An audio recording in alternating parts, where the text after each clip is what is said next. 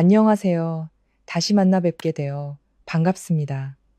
시어머니가 이혼을 강요하며 48시간 안에 저택에서 나가라고 했던 그날의 이야기, 지금부터 들려드릴게요. 저는 서류에 서명하자마자 미련 없이 떠났습니다.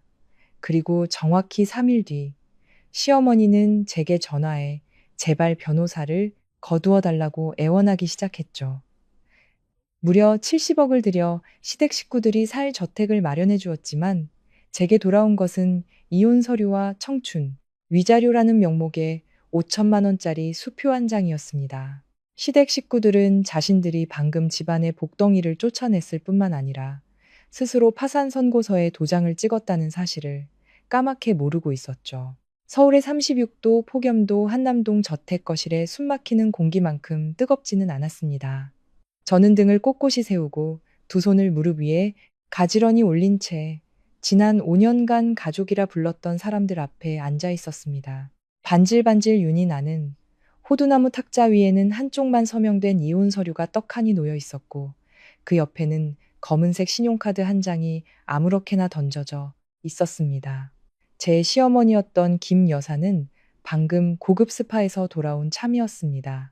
짙은 향수 냄새도 그 목소리에 담긴 가시돋친 냉소는 감추지 못했죠. 그녀는 카드를 집어 탁자 위로 세게 내던졌고 정적 속에서 날카로운 마찰음이 울려 퍼졌습니다. 이 카드에 5천만 원 들어있어. 이 돈이면 너 같은 애가 적당한 오피스텔 하나 얻어서 몇 년은 살 수 있겠지. 서류에 도장 찍고 당장 나가. 모레 체린이가 이 집으로 들어올 거니까. 더 이상 네 천박한 기운이 이 집에 남아있는 꼴 보고 싶지 않구나. 저는 그 카드를 한 번, 그리고 제 앞에 앉은 화려한 화장의 여자를 한 번 쳐다보았습니다. 지난 5년간 저는 그녀를 친어머니처럼 여기며 식사부터 잠자리까지, 관절 영양제 하나부터 5성급 호텔 휴가까지 살뜰히 챙겼습니다. 하지만 지금 그녀는 마치 유통기한이 지난 물건을 폐기 처분하듯 저를 바라보고 있었습니다. 제 남편, 아니 곧 전 남편이 될 박지우는 맞은편 소파에 다리를 꼬고 앉아 있었습니다. 그는 멋진 정장 차림으로 연신 스마트폰만 들여다볼 뿐 제게는 눈길 한번 주지 않았습니다. 그가 걸치고 있는 성공한 스타트업 CEO라는 허울 좋은 겉모습은 아이러니하게도 모두 제가 남몰래 쏟아부은 돈으로 만들어진 것이었습니다. 그냥 돈 받고 가. 지훈이 입을 열었습니다. 마치 부하 직원에게 지시하는 듯 차갑고 무미건조한 목소리였습니다. 법정까지 가서 빈손으로 쫓겨나면 나만 전처한테 인색하고 쪼잔한 놈으로 소문날 거 아니야. 그 돈 네 청춘에 대한 보상금이라고 생각해. 저는 입꼬리를 살짝 올려 비웃었습니다. 청춘 보상금이라.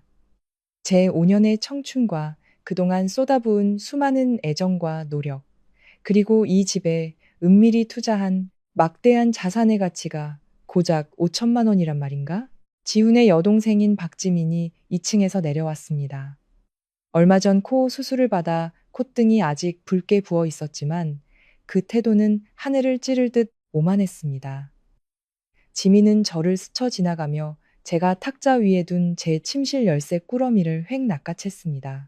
새언니, 아참, 이제 연주 씨라고 불러야 하나? 이 열쇠는 제가 가질게요. 개인 소지품만 잘 챙겨서 나가세요. 이 집 물건에는 손 뗄 생각, 꿈도 꾸지 마시고요. 저 TV, 냉장고, 소파, 전부 다 우리 오빠가 피땀 흘려번 돈으로 산 거니까. 저는 지민을 보며 한 달 전 그녀가 구조코 성형을 하겠다며 제게 500만 원을 빌려달라고 애교를 부리던 때를 떠올렸습니다. 그때 그녀는 저를 세상에서 가장 착한 새언니라고 불렀죠. 하지만 지금 그 얼굴에는 뻔뻔함과 잔인함만이 가득했습니다. 저는 깊게 숨을 들이마시며 가슴 속에서 치밀어 오르는 고통을 억눌렀습니다. 울지 않았습니다. YJ그룹 회장의 딸 서연주의 눈물은 이런 가치 없는 자들을 위해 흘려서는 안 되니까요. 지난 5년간 저는 평범한 집안 출신의 시골에 계신 부모님이 땅을 팔아 결혼 자금을 보태준 착한 아내 역할을 해왔습니다. 순수하게 돈이 아닌 제 자신을 사랑해줄 진정한 사랑을 찾고 싶었기 때문입니다. 제 뒤에 있는 거대한 재산이 아니라 서연주라는 사람 자체를 사랑해주길 바랐습니다. 하지만 저는 틀렸습니다. 아주 크게 잘못 생각했던 겁니다. 저는 펜을 들었습니다. 한치의 망설임이나 떨림 없이 단호하고 힘있는 필체로 서명했습니다. 좋아요. 서명할게요. 제 목소리는 이상할 만큼 차분했습니다. 하지만 오늘을 똑똑히 기억하세요. 당신들이 직접 나를 쫓아낸 오늘을 절대로 후회하지 마세요. 김 여사는 종이 부채를 흔들며 비웃었습니다. 후회? 네가 뭔데 우리가 후회를 해? 넌 그저 빌부터 살던 무능한 애일 뿐이야. 내 아들은 이제 성공한 CEO고 곧 황보그룹과 중요한 계약도 앞두고 있어. 게다가 황보그룹 회장님 따님인 채린이랑 결혼까지 할 몸인데 네가 감히 어디다 대고 꼴도 보기 싫으니 어서 사라져. 지우는 여전히 스마트폰 화면에 시선을 고정한 채 아마도 애인과 문자를 주고받는 듯 했습니다. 그는 그저 손을 휘휘 저으며 제게 빨리 나가라는 신호를 보낼 뿐이었습니다. 지금 그의 눈에 저는 부유한 애인과 함께할 빛나는 미래를 위해 하루빨리 치워버려야 할 장애물에 불과했습니다. 저는 자리에서 일어나 서명한 이혼 서류 한 부를 챙기고 다른 한 부는 탁자 위에 남겨두었습니다. 5천만 원이 든 그 카드는 건드리지 않았습니다. 저는 그 카드를 지훈 쪽으로 살짝 밀어보냈습니다. 이 돈은 당신이 갖고 있어요. 앞으로 쓸 일이 많을 테니까. 지훈이 그제야 고개를 들어 의아한 듯 미간을 찡그렸습니다. 돈이 적다는 거야? 아니면 자존심 세우는 건가? 이 집 문 밖을 나서는 순간 다시 돌아와서 구걸할 생각은 마. 걱정 마세요. 저는 그의 눈을 똑바로 쳐다보았습니다. 제 날카로운 시선에 지우는 순간 움찔하는 듯 했습니다. 저는 한번 지나간 길은 다시 돌아보지 않아요. 그럼 안녕히 계세요. 저는 등을 돌려 걸어 나갔습니다. 등 뒤로는 김 여사와 지민의 의기양양한 웃음소리와 한때 제 목숨보다 더 사랑했던 남자의 무심하고 잔인한 침묵이 따라왔습니다. 바깥의 햇살은 여전히 따가웠지만 제 마음은 이상하리만치 가벼워졌습니다. 이 지긋지긋한 연극은 이제 끝났습니다. 지금부터가 바로 서연주의 진짜 인생이 시작되는 순간이니까요. 저는 2층으로 올라가 지난 5년간 정들었던 넓은 침실로 들어섰습니다. 이 방의 커튼부터 침구 세트, 벽에 걸린 그림까지 모두 제 돈으로, 제 손으로 직접 고른 것들이었습니다. 하지만 이제 그 모든 것이 섬뜩할 정도로 낯설게 느껴졌습니다. 저는 옷장 위에서 여행 가방을 끌어내렸습니다. 지민은 문에 기댄 채 제가 마치 자기 집 물건을 훔쳐가기라도 할 것처럼 의심의 눈초리로 저를 감시했습니다. 헌옷만 챙겨가세요. 파티 갈 때 입으라고 박지훈 씨가 사준 드레스들은 전부 놔두고요. 지민이 턱을 치켜들며 명령했습니다. 저는 실소를 터뜨렸습니다. 그 드레스들은 지훈이 제 가족 카드로 긁고 매달 대금은 제가 갚아온 것들이었습니다. 하지만 저는 굳이 입씨름하고 싶지 않았습니다. 저는 평소 집에서 입던 단출한 옷 몇 벌과 아끼는 책 몇 권만 가방에 챙겨 넣었습니다. 방을 마지막으로 둘러보자 기억들이 슬로우 모션 필름처럼 스쳐 지나갔습니다. 지훈을 데리고 이 집을 처음 보러 왔던 날, 저는 거짓말을 했습니다. 시골에 계신 부모님이 논밭을 전부 파셔서 우리가 이 집을 대출받아 살 수 있도록 도와주셨어. 명의는 부모님 안심시켜 드리려고 내 이름으로 해뒀지만 우리 집이라고 생각하고 편하게 지내자.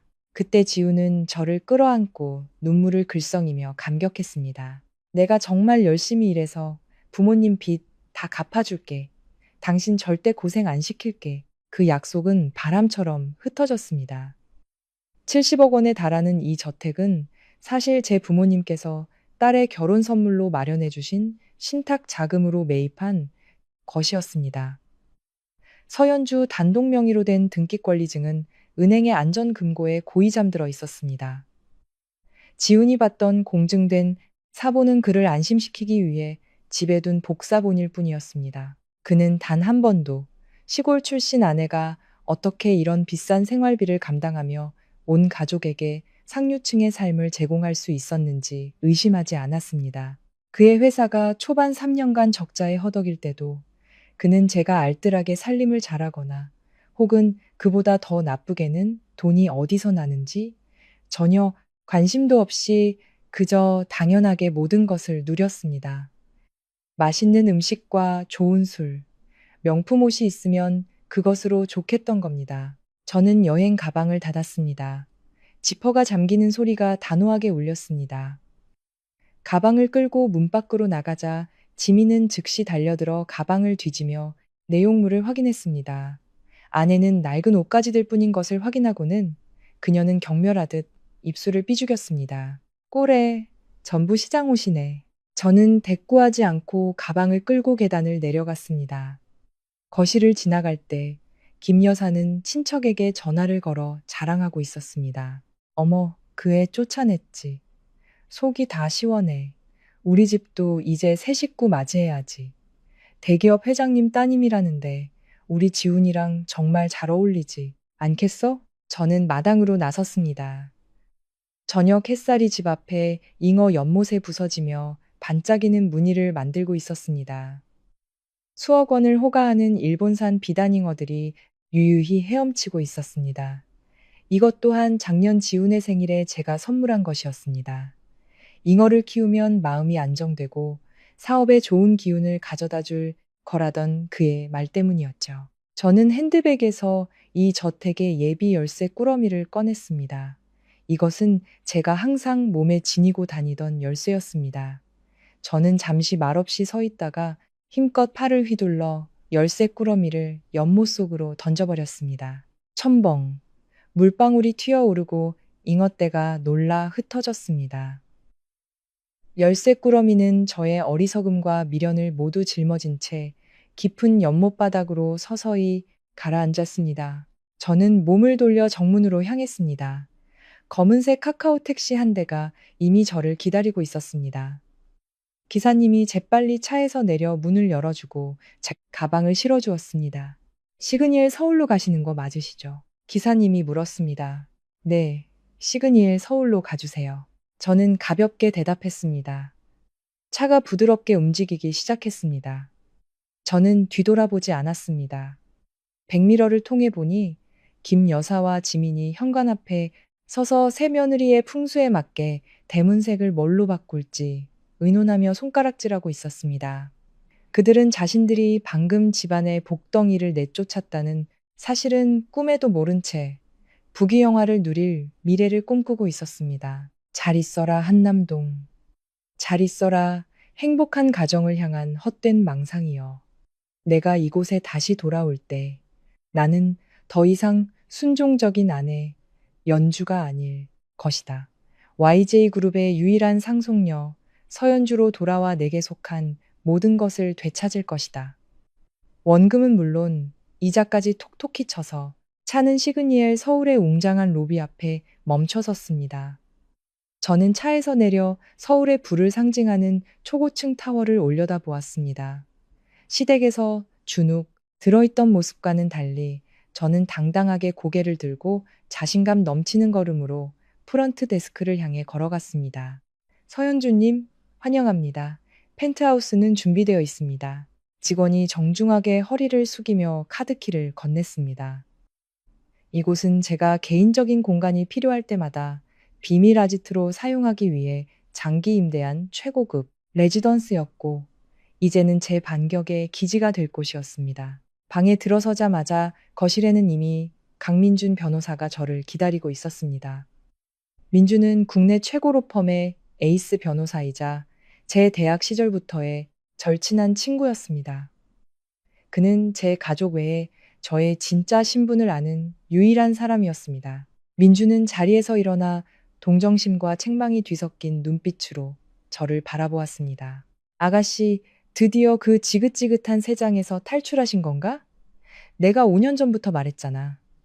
박지훈 그 자식 네 손톱 밑에 낀 때만도 못한 놈이라고. 저는 지친 미소를 지으며 소파에 앉았습니다. 그만 잔소리해. 사랑이 사람 눈을 멀게 한다잖아. 이제야 정신 차렸으니까. 서류는 가져왔어? 민주는 두툼한 서류철을 탁자 위에 올려놓고 제 쪽으로 밀었습니다. 여기 다 있어. 네 요청대로 자금 흐름은 전부 재검토했어. 민주는 서류철을 펼쳐 꼼꼼하게 표시된 문서를 가리켰습니다. 5년 전 박지훈 회사가 파산 직전일 때 네가 그에게 송금한 5억 원. 송금 내역에 정확히 사업 투자금이라고 명시했더군. 이게 결정적인 한 방이 될 거야. 저는 고개를 끄덕였습니다. 그날을 떠올렸습니다. 직원들 월급을 줄 돈도 없고 채권자들은 문 앞까지 들이닥쳤다며 지우는 제 앞에 무릎을 꿇고 울며 매달렸습니다. 저는 제 개인 주식의 일부를 팔아 5억 원을 마련해 그에게 주었습니다. 하지만 사업가 집안의 딸로서 몸에 밴 신중함 덕분에 저는 현금이 아닌 명확한 목적을 기재하여 계좌 이체를 했습니다. 민주는 신이 난 목소리로 분석을 이어갔습니다. 당시 자본금이 겨우 10억 원이던 회사에 5억 원을 투자했으니 너는 자연스럽게 회사 지분의 35%에 해당하는 권리를 갖게 된 거야. 현재 시장 평가에 따르면 황보그룹과 계약하기 전 기준으로 박지훈의 회사는 약 100억 원의 가치가 있어. 즉, 내 35% 지분은 지금 최소 35억 원의 가치를 지닌다는 거지. 우연이든 의도적이든 멀리 내다본 아가씨의 안목에 축하를 보낸다. 저는 서류를 한 장 한 장 넘겼습니다. 입가에 걸린 미소는 점점 더 차가워졌습니다. 투자금 회수하고 싶어. 원금과 수익금 전부 다. 그리고 당장 그 회사 자산을 동결시켜줘. 민준이 고개를 끄덕였습니다. 이미 법원에 제출할 가압류 신청서는 다 준비해뒀어. 다음 주 월요일 오전에 바로 접수할게. 법원에서 받아들이는 순간 박지훈 회사 계좌는 즉시 동결될 거야. 그때가 되면 물품 대금으로 단돈 10원도 인출하지 못하게 되겠지? 그 저택은? 제가 물었습니다. 등기부등본상 네 단독명이야. 혼인 전 형성된 특유재산이지. 결혼기간 동안 빚이 있다고 거짓말을 했든 어쨌든 법적으로는 100%네. 소유야. 박지훈과 그 가족은 지금 내 재산에 불법으로 거주하고 있는 셈이지. 넌 언제든지 그들을 쫓아낼 권리가 있어. 저는 고개를 저었습니다. 아직은 아니야. 며칠 더 거기서 지내게 둬. 나락으로 떨어지기 전에 마지막으로 부자의 기분을 만끽하게 해줘야지. 내가 원하는 건 박지훈의 경제적 기반부터 무너뜨리는 거야. 황보그룹과의 계약은 그 회사에겐 생명줄이나 다름없어. 난 그 생명줄을 끊어버리고 싶어. 민주는 경외심이 담긴 눈빛으로 저를 바라보았습니다. 과연 부동산 업계의 거물, 서 회장님 따님답네. 한 번 손 쓰면 퇴로를 남기지 않는군. 알았어. 계획대로 진행할게. 이번 주 월요일은 박지훈에게 잊을 수 없는 날이 될 거야. 저는 레드 와인 2잔을 따라 한 잔을 민준에게 건넸습니다. 나의 자유와 배신자의 몰락을 위하여. 유리잔이 부딪히며 맑은 소리를 냈습니다. 창밖으로 도시의 불빛이 화려하게 반짝였습니다. 이 높은 곳에서 내려다보니 아래의 모든 것이 아주 작게 보였습니다. 저는 마치 제가 곧 뒤집어 엎을 거대한 체스판을 정상에서 내려다보는 기분이었습니다. 민준이 돌아간 후 저는 노트북과 두꺼운 은행거래 내역서를 펼쳐놓고 홀로 앉았습니다. 이것은 지난 5년간 저의 어리석음을 증명하는 자료인 동시에 지금 제가 가진 가장 날카로운 무기였습니다. 엑셀 파일을 열어 지출 내역을 하나씩 입력하기 시작했습니다. 입력할수록 합계 숫자는 저 자신도 놀랄 만큼 무섭게 치솟았습니다. 2021년 5월 15일 김 여사에게 500만 원 이체. 내역 어머님 제주도 여행 경비. 2021년 5월 20일 박지민 신용카드 대금 결제. 구찌 핸드백 구매 450만 원. 2021년 6월 10일 박지훈에게 이체. 내역 남편 접대비 지원 1. 0만 원. 날짜가 지날수록 돈은 물처럼 흘러나갔습니다. 김 여사가 허리가 쑤시고 무릎이 아프다며 고급 스파에서 치료받고 싶다고 투덜거리던 날들이 떠올랐습니다. 한 회에 수백만 원에 달하는 관리 비용을 저는 말없이 제 카드로 결제했습니다. 그녀는 관리를 받고 와서 피부가 좋아졌다며 이웃들에게 아들이 효도해서 해준 거라고 자랑할 뿐 제 이름은 단 한 번도 언급하지 않았습니다. 그리고 그 귀한 시누이, 지민은 옷가게를 열고 싶다면서 자본금이 없다고 했습니다. 그녀는 제게 아양을 떨었습니다. 새언니, 저 자본금 좀 빌려주시면 안 돼요? 장사 잘 돼서 돈 벌면 바로 갚을게요. 우리 사이에 뭘 그런 걸 따져요.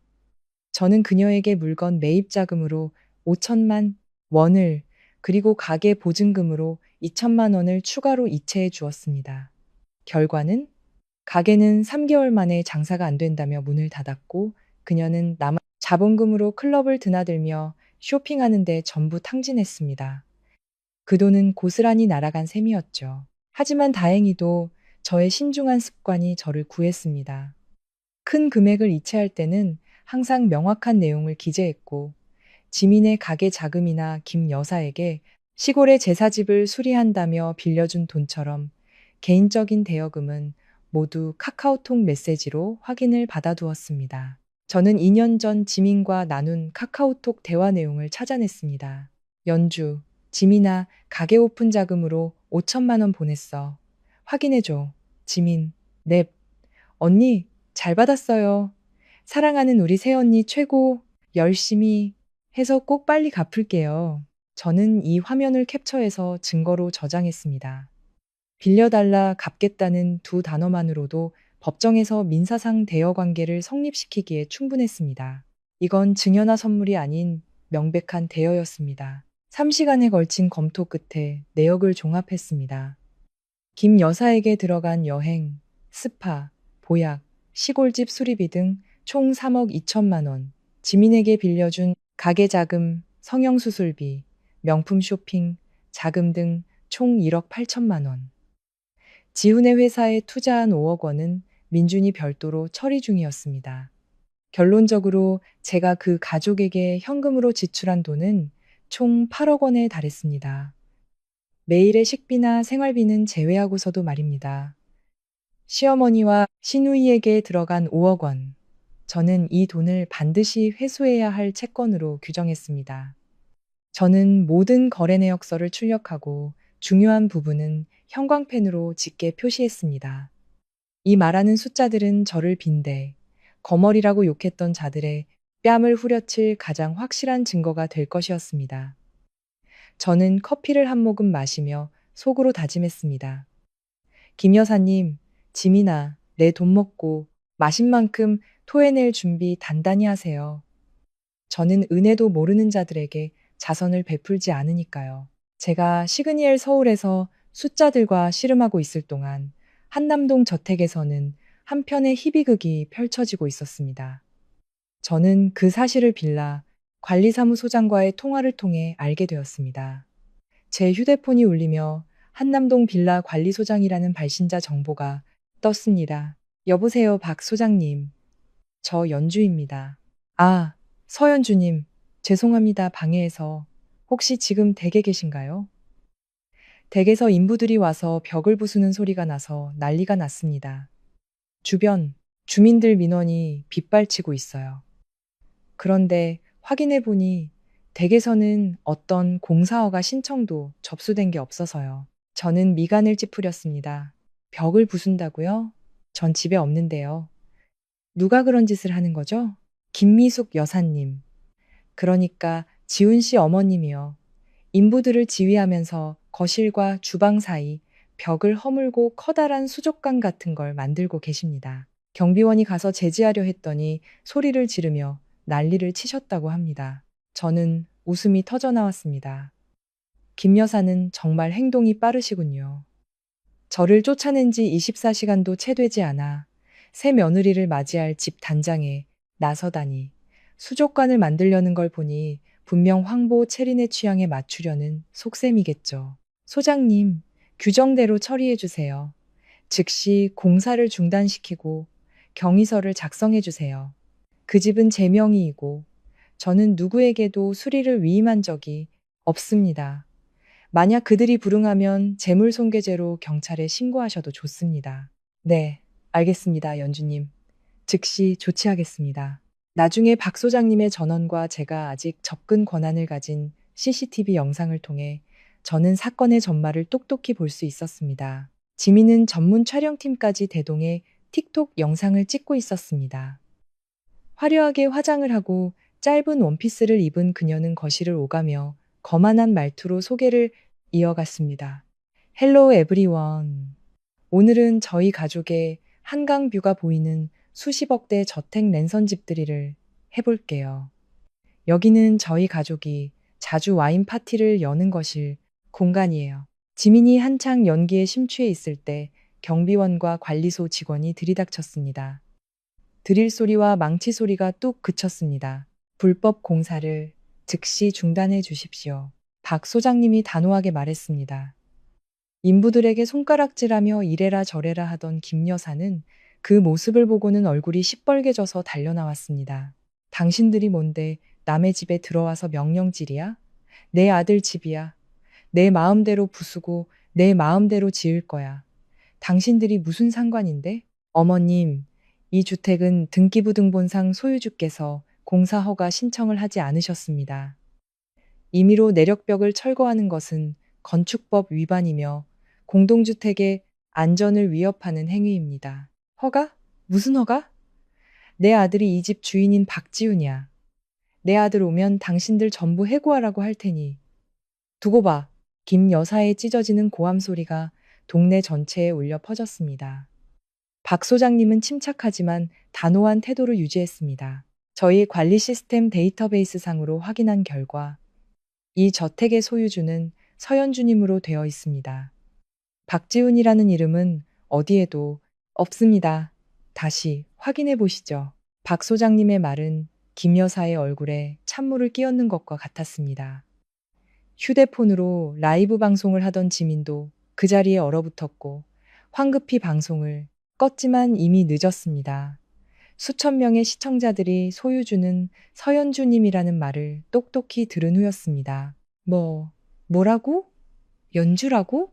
김 여사는 말을 더듬었고 얼굴은 붉은색에서 파란색으로 변해갔습니다. 그 애가? 거짓말한 거야. 시골 부모님 대신 이름만 올려둔 거라고 했어. 돈은 우리 아들이 다 갚고 있는데 저희는 법적 서류에 따라 업무를 처리할 뿐입니다. 즉시 인부들을 철수시키고 원상 복구해 주십시오. 그렇지 않으면 경찰을 부를 수밖에 없습니다. 상황이 심상치 않음을 깨달은 인부들은 서둘러 연장을 챙겨 도망치듯 사라졌습니다.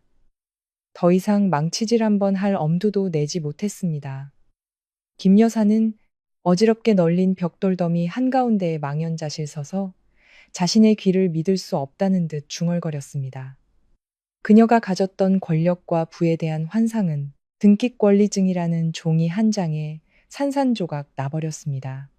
그리고 이것은 그들 가족에게 닥쳐올 끔찍한 날들의 서막에 불과했습니다. 그날 오후 한남동 저택의 공기는 마치 폭풍전야처럼 무겁게 가라앉았습니다. 관리사무소로부터 경고를 받고 인부들이 뿔뿔이 흩어진 후 김 여사는 대리석 바닥에 주저앉았습니다. 얼굴은 창백했지만 입으로는 끊임없이 신세 한탄과 원망을 쏟아냈습니다. 그녀는 자신의 귀를 믿을 수 없었고 온 친척에게 아들 소유라고 자랑했던 이 집이 사실은 자신이 매정하게 내쫓은 며느리의 것이라는 사실을 믿고 싶지 않았습니다. 저는 그곳에 없었지만 여전히 제 휴대폰과 연결된 CCTV 시스템을 통해 모든 것을 지켜보고 있었습니다. 한편의 비극적인 희극이 제 눈앞에서 실시간으로 펼쳐지고 있었습니다. 오후 5시쯤 지훈의 벤츠 GLC 300이 굉음을 내며 마당으로 돌진했습니다. 타이어가 끌리는 날카로운 소리가 귀를 찢을 듯 울렸습니다. 지훈은 차에서 내렸습니다. 정장은 구겨지고 넥타이는 헐거워져 있었으며 에어컨을 최대로 틀었음에도 불구하고 땀으로 흠뻑 젖어 있었습니다. 아마도 관리사무소 직원에게 망신을 당한 직후 김 여사가 그에게 전화해 울고불고 난리를 쳤을 겁니다. 지우는 누구에게 인사할 겨를도 없이 김 여사가 가슴을 부여잡고 헐떡이며 앉아있는 거실로 달려들어갔습니다. 어머니, 도대체 무슨 일이에요? 왜 경비원들이 인부들을 막고 난리예요? 지훈이 짜증 섞인 목소리로 나가 그께 찍네 그깼나? 지훈의 옷소매를 붙잡았습니다. 그녀의 목소리는 공포로 심하게 떨리고 있었습니다. 아들아, 저것들이 아주 무례해. 관리소장이라는 놈이 감히 이 집이 내 것이 아니라고 하더구나. 시스템에는 그 애 연주 이름으로 되어 있다고. 했어. 어서 등기권리증 가져와서 저놈들 면상에 던져버려. 저 버릇없는 경비원들 싹 다 잘라버려. 지훈은 순간 멈칫했습니다. 그의 눈빛이 흔들렸습니다. 지난 5년간 그는 단 한 번도 등기권리증 원본을 손에 쥐어본 적이 없었습니다. 우리가 이사 오던 날 저는 그에게 공증된 사본만 보여주며 집을 담보로 대출을 받았기 때문에 원본은 은행에 있다고 둘러댔습니다. 그는 그 말을 철석같이 믿었습니다. 그의 머릿속에는 제가 시골 출신의 평범한 여자이며 70억 원짜리 저택을 현금으로 살 능력이 없다는 생각이 박혀 있었기 때문입니다. 어머니, 일단 진정하세요. 지우는 어머니의 손을 뿌리치고 황급히 2층으로 뛰어 올라갔습니다. 저는 CCTV 화면을 2층 서재로 전환했습니다. 지우는 벽에 숨겨진 전자식, 금고로 달려갔습니다. 그 금고는 제가 구입한 것이었고, 비밀번호는 우리의 결혼 기념일이었습니다. 그는 떨리는 손으로 비밀번호를 눌렀습니다. 삑 철컥.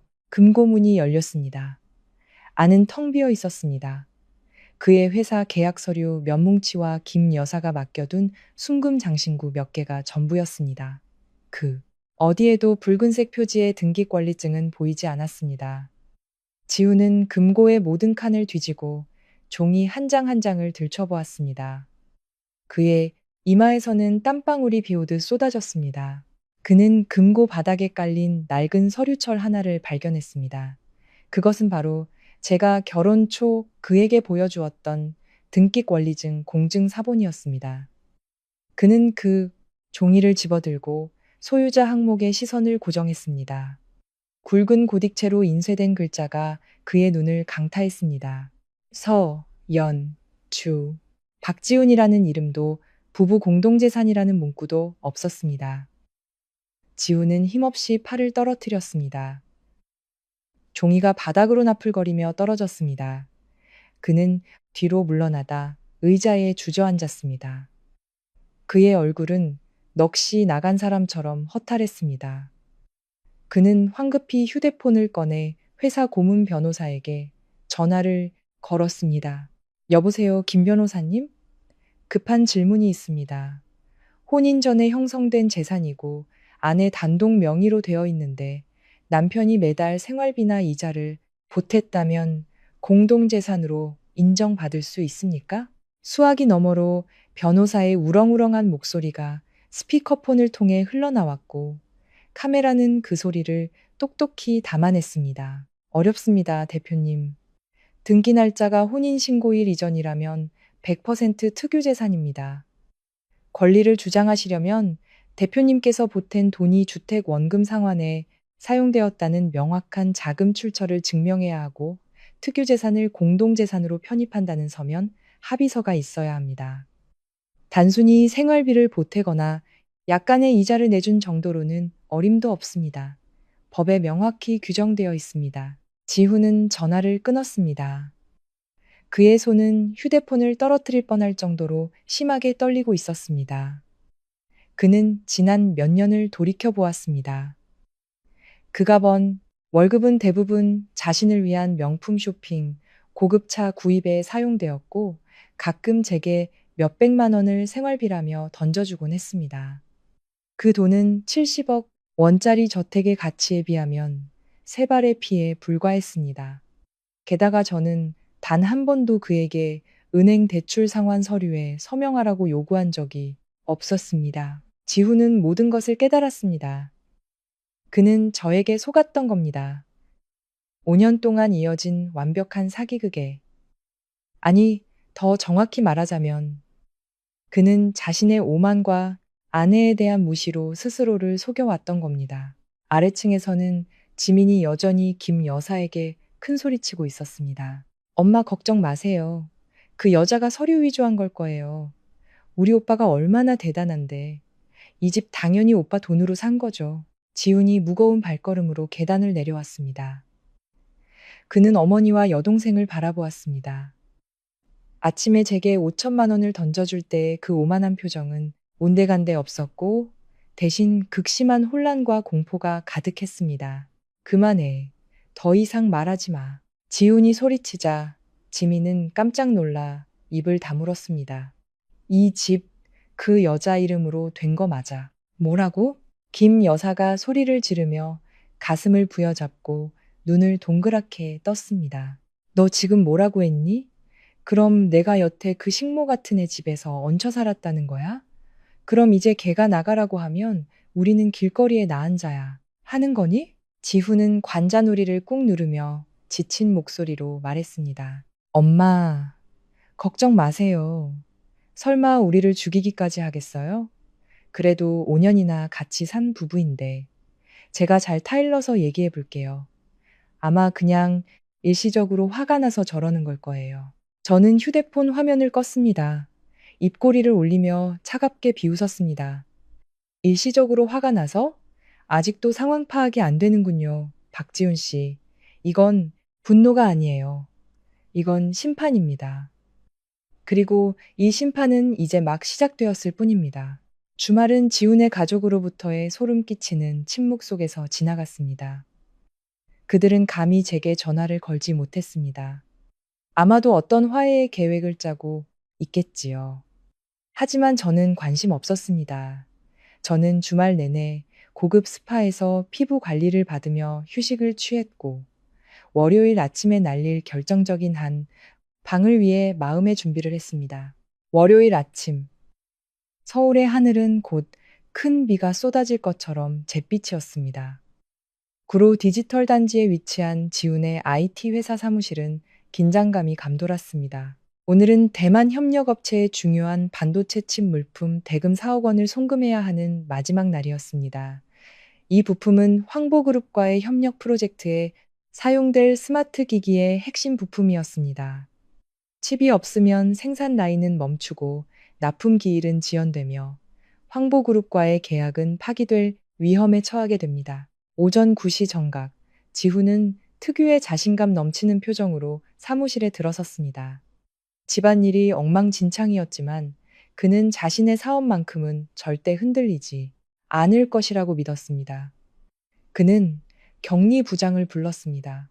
김 부장, 지금 바로 대만 파트너사에 4억 원 송금 처리해 주세요. 오늘 환율 좋으니 빨리 보내야 오후 비행기로 물건을 받을 수 있습니다. 중년의 유능한 경리부장 김 부장은 고개를 끄덕였습니다. 네, 대표님. 바로 처리하겠습니다. 회사 계좌에 6억 원 정도 여유가 있어서 문제 없습니다. 5분 후 다급한 노크 소리가 울렸습니다. 김 부장이 핏기 없는 얼굴로 뛰어들어왔습니다. 그녀는 떨리는 손으로 태블릿 PC를 지훈의 책상 위에 올려놓았습니다. 대표님, 큰일 났습니다. 송금이 안 됩니다. 지훈은 서류에서 고개를 들며 미간을 찌푸렸습니다. 왜 안 된다는 겁니까? 인터넷 문제예요? 아니면 은행 시스템 오류? 시스템 오류가 아닙니다. 대표님, 계좌가 압류 상태라고 뜹니다.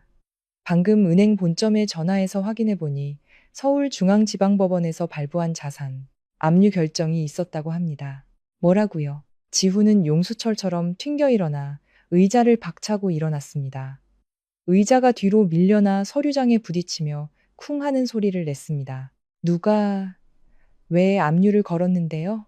주주간의 분쟁이 원인이라고 합니다. 서연주님께서 신청한 가압류 조치라고 서연주라는 이름이 싸늘한 사무실의 사형 선고처럼 울려 퍼졌습니다. 지훈은 그 자리에 얼어붙은 듯 서서 두 손으로 책상을 짚었습니다. 손가락, 마디가 하얗게 질렸습니다. 그는 제가 이렇게 빠르고 치명적으로 행동할 줄은 꿈에도 몰랐을 겁니다. 자산 압류는 모든 자금의 입출금이 동결된다는 것을 의미했습니다. 직원 월급, 사무실 임대료, 협력업체 대금, 모든 것이 멈춰버렸습니다. 지훈의 회사처럼 급성장 단계에 있는 스타트업에게 현금 흐름은 혈액과도 같았습니다. 피가 멈추면 몸은 죽게 됩니다. 지훈의 사무실 전화가 요란하게 울렸습니다. 대만 협력업체였습니다. 지훈은 떨리는 손으로 수화기를 들었습니다. 수화기 너머에서는 협력업체 영업 이사인 리 사장이 유창한 중국어가 쩌렁쩌렁 울렸습니다. 박 대표님, 아직 입금이 확인되지 않았습니다. 이 칩은 지금 사겠다는 곳이 줄을 섰습니다. 1시간 내로 계약금이 입금되지 않으면 저는 즉시 다른 업체에 물량을 넘길 겁니다. 너무 무책임하게 사업하시는 것 아닙니까? 리 사장님, 제발 진정하십시오. 저희가 은행 시스템에 기술적인 문제가 좀 생겨서 시간 좀 더 주십시오. 오늘 오후까지만이라도. 지훈은 애써 침착한 목소리를 유지하려 했지만 등은 이미 식은땀으로 흠뻑 젖어 있었습니다. 오후는 무슨 오후? 규칙은 규칙입니다. 딱 1시간입니다. 또, 또, 또 무미건조한 신호음이 울려 퍼졌습니다. 지훈은 수화기를 내려놓고 의자에 주저앉았습니다. 4억 원. 대기업에게는 그리 크지 않은 금액일지 몰라도 지금 이 순간 그에게는 생사를 가르는 거대한 벽과도 같았습니다. 그는 황급히 개인 휴대폰을 열었습니다. 제게 전화를 걸려다 순간 멈칫했습니다. 방금 아내를 집에서 쫓아낸 남자의 자존심이 그렇게 빨리 무릎 꿇고 애원하는 것을 허락하지 않았습니다. 그는 김 여사에게 전화를 걸었습니다. 어머니, 지금 현금 가지고 계신 거 전부 다 저한테 빌려주세요. 당장 4억 원이 필요해요. 수화기 너머에서 김 여사가 우물쭈물했습니다. 무슨 돈이 있니 아들아? 전부 장기 예금으로 묶어놔서 지금 해지하면 이자 다 날아가. 그리고 내가 4억 원이나 되는 돈이 어디 있겠어. 네가 집 수리하라고 준 돈은 이미 자재계약금으로 다 써버렸는데. 지훈은 절망하며 전화를 끊었습니다. 그는 깨달았습니다. 어머니부터 여동생까지 그의 주변 사람들은 모두 돈을 쓸 줄만 알았지 모을 줄은 모르는 사람들이라는 것을. 지난 5년간 그의 재정적 문제를 해결해주고 항상 비상금을 마련해 두었던 유일한 사람은 바로 그가 방금 내쫓은 아내였습니다. 창밖으로 소나기가 쏟아지기 시작했습니다. 빗줄기가 유리창을 때리며 도시의 풍경을 흐릿하게 만들었습니다. 박지훈의 암흑 같은 월요일은 그렇게 본격적으로 시작되었습니다. 지훈이 회사에서 재정적 위기에 허덕이는 동안 그의 후방에서는 김 여사와 지민 역시 제가 보낸 특별한 선물을 받고 있었습니다. 오전 10시 법원 집행관 사무실에 오토바이 한 대가 한남동 저택문 앞에 멈춰섰습니다. 단정한 제복을 입은 직원이 시끄럽게 초인종을 눌렀습니다. 거실에서 의기소침하게 앉아있던 김 여사는 초인종 소리에 허둥지둥 달려나갔습니다. 낯선 사람을 보자 그녀는 얼굴을 찌푸렸습니다. 누구세요? 방문 판매원이에요? 우리 집은 아무것도 안 사요. 직원은 전문가다운 미소를 지으며 가방에서 두툼한 대봉투 2개를 꺼냈습니다. 봉투 겉면에는 법무법인 강엔 파트너스의 붉은 직인이 선명하게 찍혀 있었습니다. 안녕하십니까, 어머님. 저는 법원 집행관입니다. 김미숙님과 박지민님 앞으로 발송된 채무이행 최고장을 전달하러 왔습니다. 여기 수령 확인, 서명 부탁드립니다. 김 여사는 채무라는 단어에 심장이 쿵 내려앉는 것 같았습니다. 그녀는 떨리는 손으로 펜을 받아 서명하고는 그 자리에서 황급히 봉투를 뜯어보았습니다. 안에는 아주 치밀하게 작성된 채무 변제 요구서가 들어 있었습니다. 수신 김미숙 귀하, 본 법무법인은 서연주님의 위임을 받은 대리인으로서 귀하께 총 채무액 3억 2천만 원, 320 0의 변제를 요구하는 바입니다. 본 금액은 2021년부터 2025년까지 서연주님께서 귀하의 개인적인 용도, 여행, 치료, 시골집, 수리 등을 위해 대여해 준 금액입니다. 증빙 자료로 은행거래 내역서 및 카카오톡을 통한 대여 확인 메시지를 첨부합니다. 변제 기한은 본 최고장 수령일로부터 30일이며 기한경과 시관할 법원에 소송을 제기할 것임을 고지합니다. 김 여사는 편지를 다 읽고 나서 눈앞이 캄캄해지고 손발에 힘이 풀렸습니다. 그녀는 고래고래 소리를 지르며 지민을 불렀습니다. 지민아, 지민아, 내려와서 이것 좀 봐. 지훈이 마누라가 나한테 빚 독촉을 하잖니. 세상에, 사람 잡네, 사람 잡아. 자신의 옷가게에서 1억 8천만 원을 요구하는 비슷한 내용의 편지를 받고 막 집으로 달려온 지민은 손에 든 편지를 쥔 채 핏기 없는 얼굴로 서 있었습니다. 엄마, 나도 1억 8천만 원 갚으라고 왔어. 내가 코 수술할 때 빌린 돈, 가게 열 때 빌린 돈까지 다 계산했어. 심지어 내가 언니, 돈 좀 빌려주세요 라고 보낸 카톡 메시지까지 다 인쇄해서 보냈단 말이야. 모녀는 서로를 마주보고 앉았습니다. 얼굴은 파랗게 질려 있었습니다. 지금까지 그들은 제가 준 돈을 바보 같은 며느리가 시댁에서 편하게 지내려고 바치는 상납금 정도로 여겼습니다. 갚는다는 두 글자는 단 한 번도 생각해 본 적이 없었고, 제가 그 모든 증거를 그렇게 꼼꼼하게 보관하고 있을 줄은 꿈에도 몰랐습니다. 그 애가 우리를 속였어.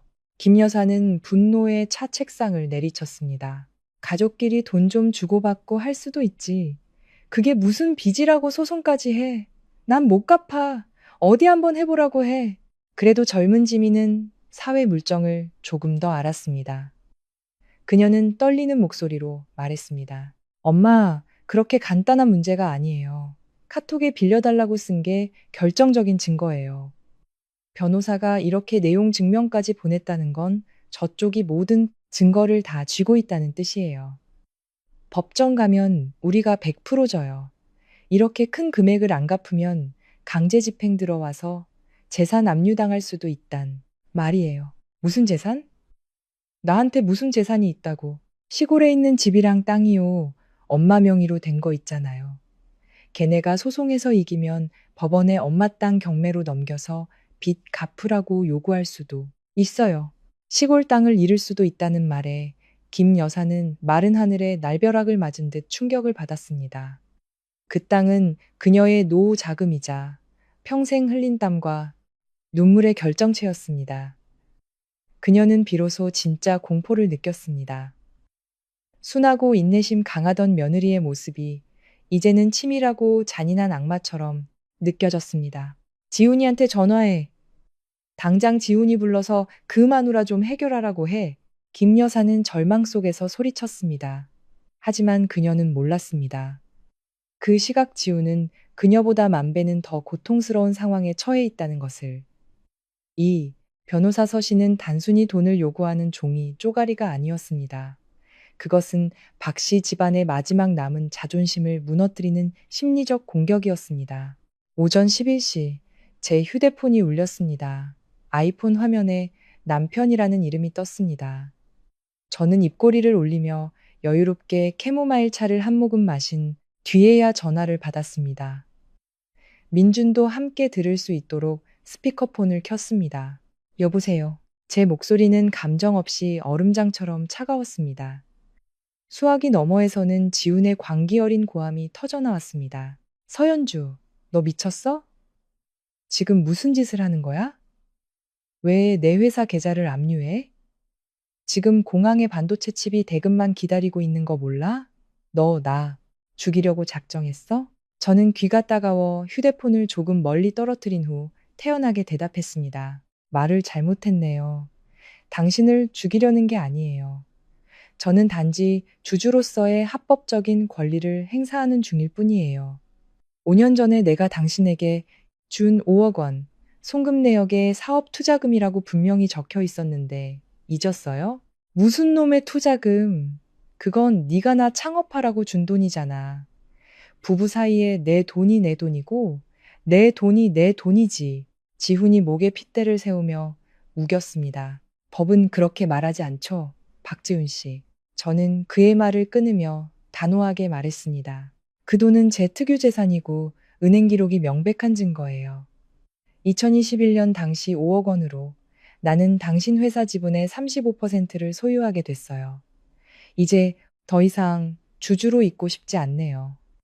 투자금을 회수하고 싶어요.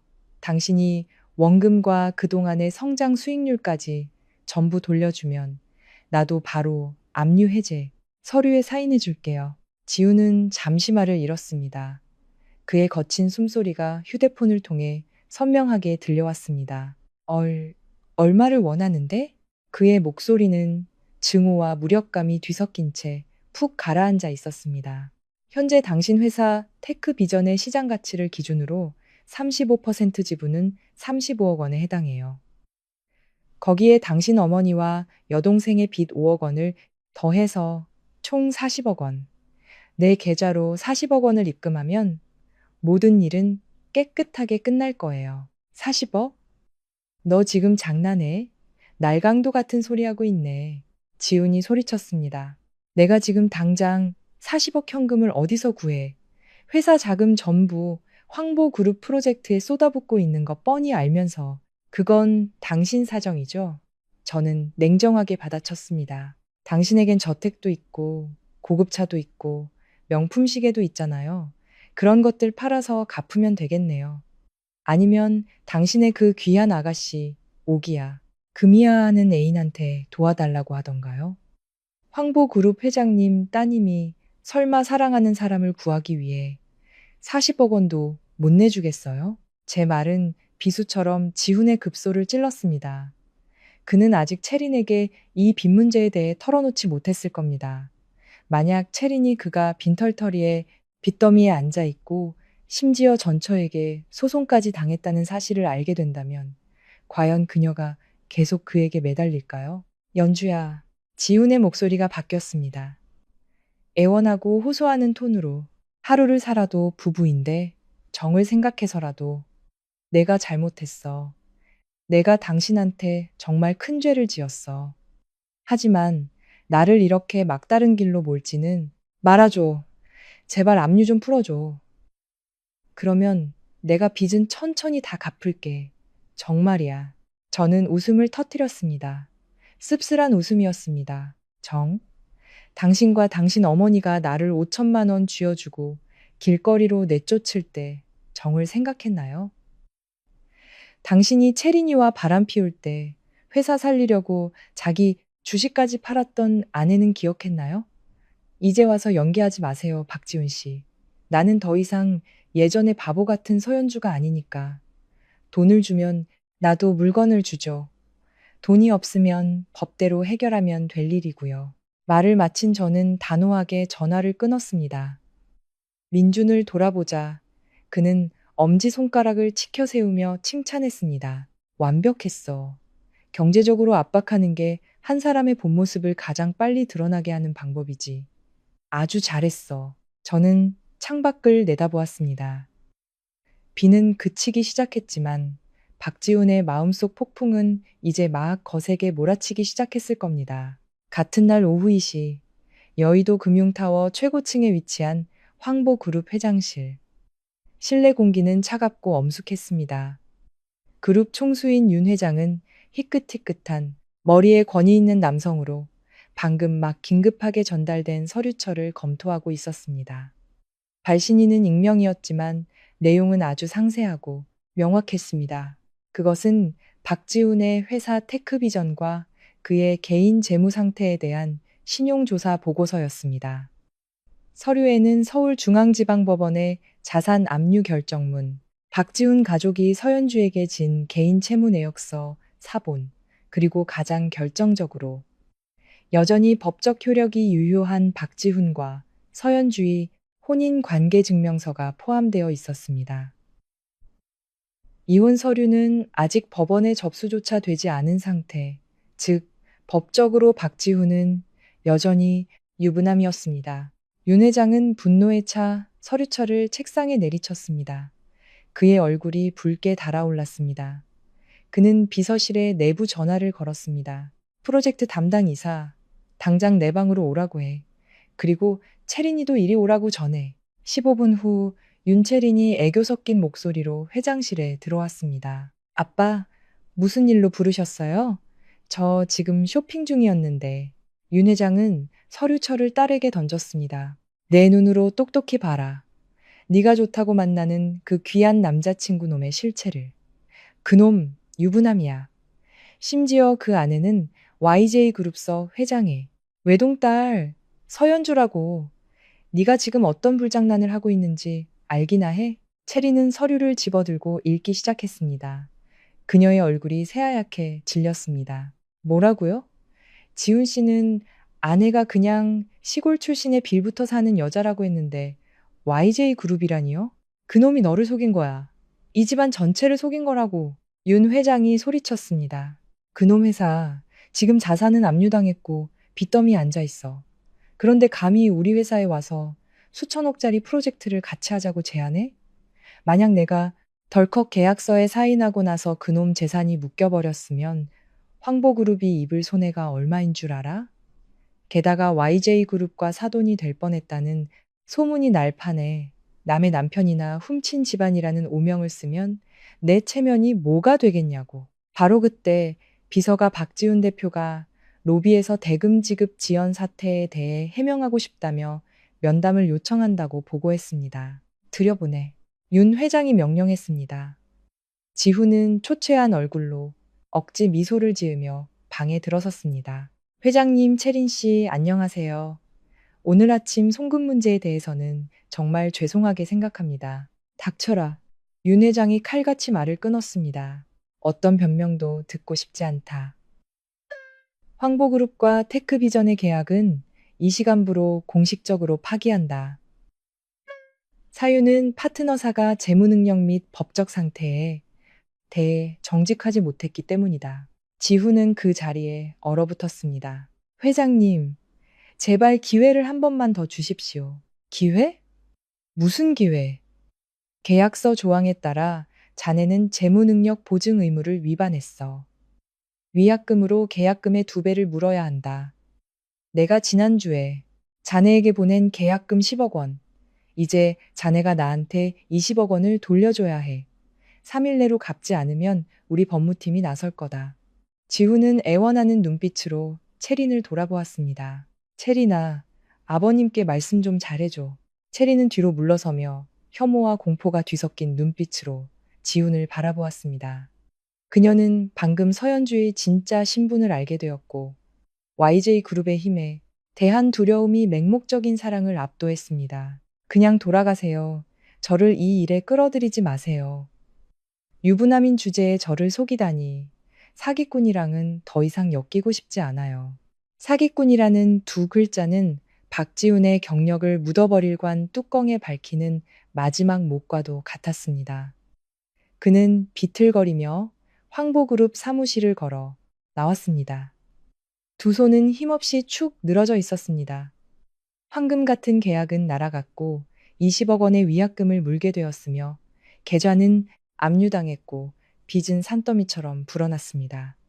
그의 미래로 향하는 문은 그의 눈앞에서 무자비하고 단호하게 쾅 닫혀버렸습니다.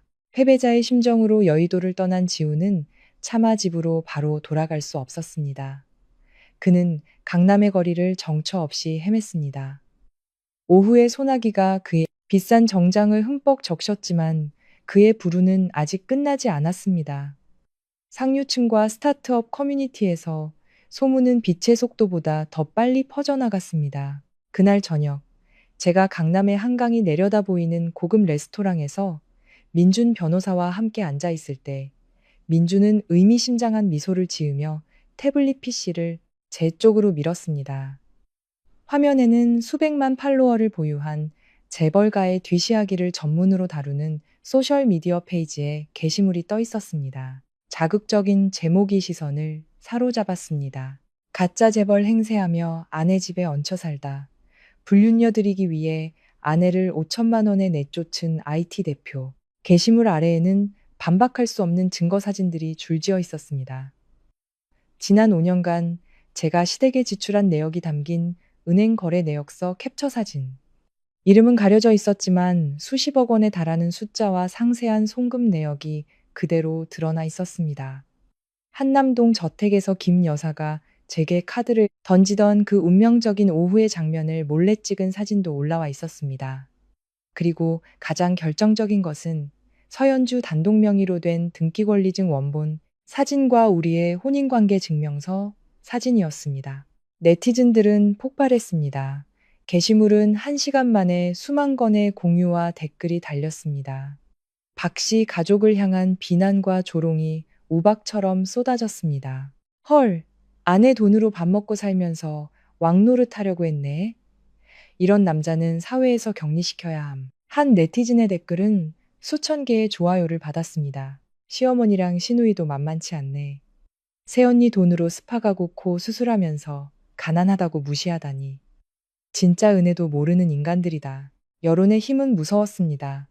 네티즌들은 순식간에 지민의 개인 SNS와 그녀가 운영하는 온라인 쇼핑몰을 찾아냈습니다.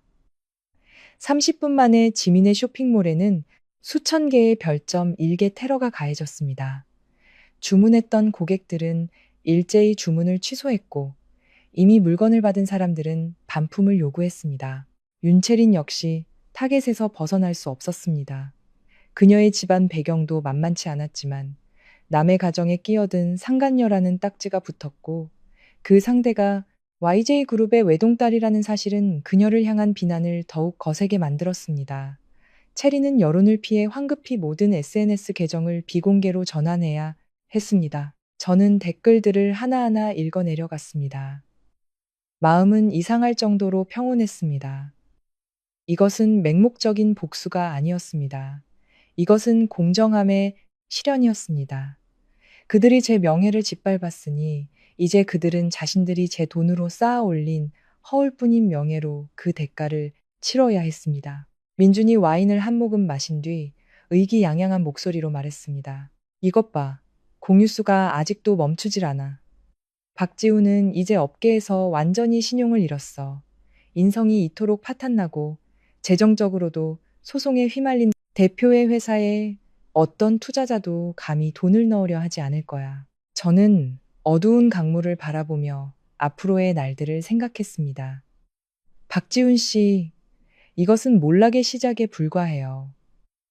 당신의 허영심 가득한 가면이 벗겨졌을 때 당신이 마주해야 할 것은 가난뿐만이 아니라 사회 전체의 경멸일 테니까요. 다음 날 아침 몰락은 소셜미디어를 넘어 현실 세계로 맹렬하게 번져나갔습니다.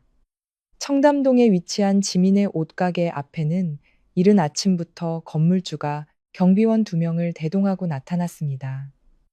지민이 밤새 울어 퉁퉁 부은 얼굴로 가게에 도착하자마자 건물주는 임대차 계약 해지 통보서를 아이소나 박지민 씨, 길게 말하고 싶지 않아요. 당신은 이 고급 상점가의 품위를 유지해야 한다는 계약 조항을 위반했소.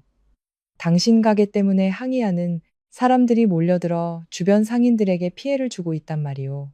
공식적으로 가게를 비워주길 요구합니다. 24시간 줄 테니 모든 물건을 빼시오. 지민은 당황하여 잠긴 목소리로 애원했습니다. 사장님, 저 1년치 보증금이랑 월세를 다 냈잖아요. 이렇게 하시면 저더러 죽으라는 거예요. 방금 들여온 신상품만 수억 원어치인데 지금 당장 나가면 이 물건들은 다 어떡하라고요. 건물주는 냉정하게 돌아섰습니다. 보증금은 상점가 이미지 실추에 대한 손해배상금과 미납 관리비에서 제할 거요. 남는 돈이 있으면 나중에 계좌로 보내주지. 나를 탓하지 말고 본인이 어떻게 살았는지나 반성하시오. 지민이 아무도 사지 않는 명품 옷더미 속에서 통곡하는 동안 서울의 한 대학병원에서는 김 여사 역시 큰 공경에 처해 있었습니다. 어젯밤 급격한 혈압 상승으로 응급실에 실려온 것이었습니다. 병원에서는 정밀 검사와 VIP 병실 입원을 위해 진료비 500만 원을 선납하라고 요구했습니다. 지우는 허둥지둥 달려와 수납 창구에서 제가 예전에 가족 생활비로 쓰라고 발급해 주었던 가족 카드를 꺼내 내밀었습니다. 죄송합니다, 고객님. 이 카드는 본 카드 소유주에 의해 정지된 상태입니다. 수납 직원이 정중하게 카드를 돌려주었습니다. 지훈의 얼굴이 하얗게 질렸습니다. 그는 이어서 회사 법인카드를 꺼냈습니다. 이 카드 역시 계좌 압류 상태로 결제가 거부되었습니다. 지훈은 그 자리에 얼어붙었습니다. 가격표는 보지도 않고 카드를 긁던 그가 어머니의 입원비 500만 원조차 손에 쥐고 있지 못했습니다. 주위에 다른 환자들과 보호자들이 수군거리기 시작했습니다. 그들은 그가 어젯밤 온라인을 뜨겁게 달군 스캔들의 주인공임을 알아챘습니다.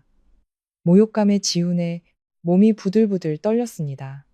그는 친구들에게 닥치는 대로 전화를 걸었습니다. 예전에는 계약을 따내기 위해 그에게 아첨하던 사람들이었습니다. 하지만 돌아오는 것은 받지 않는 전화벨 소리나 자신들도 자금이 묶여 있다는 정중한 거절뿐이었습니다. 결국 지훈은 예전에 알던 지인에게 살인적인 이자로 급전을 빌려서야 겨우 입원비를 낼 수 있었습니다. 병실에 들어서서 초췌하고 늙어버린 얼굴로 누워있는 김 여사를 보자 지훈은 처음으로 파산이라는 유령이 자신의 목을 조여오고 있음을 실감했습니다.